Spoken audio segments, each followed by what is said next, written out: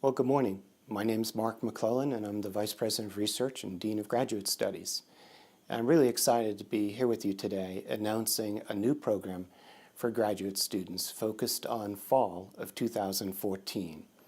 We will be implementing a new qualified non-resident tuition waiver system beginning that fall. This has been an interesting process getting to this point. We've had a number of months of negotiations and discussions involving everyone from the president to the provost to the Office of Business and Finance and the Office of Research and Graduate Studies. There were two core principles involved in these negotiations and discussions. One was if we put in place a tuition waiver system for non-resident tuition, it must not replace external tuition funding sources to any large extent. As we analyzed the current population of graduate students, we realized that this really only focuses on two major degree groups, and that's the PhD degrees and the Master of Science Plan A's. These are the only two that we could have high degree of confidence that tuition was being heavily paid by internal USU sources, either operating budget, F&A, or grant sources that faculty had. The second principle in implementing this tuition waiver system was that students must be qualified as exceptional.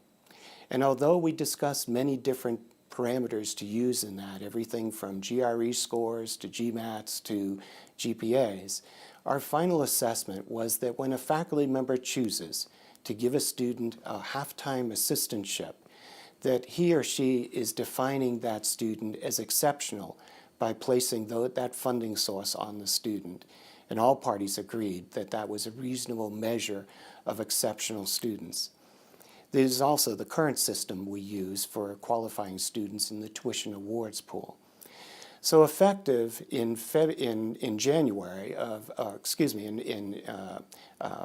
fall of 2014, all PhD students that are non-resident status on a full semester half-time assistantship will also have a waiver of the non-resident portion of tuition applied to their accounts.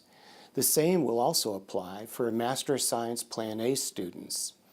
We're very excited about what this means. It will ease the burden in terms of finding funding for these students, covering the in-state portion.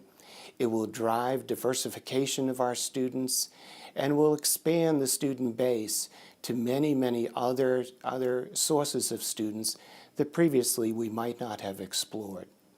So fall 2014, look for a new system coming in place. We're very excited about the implications, and we'll be working on implementing that over this next year.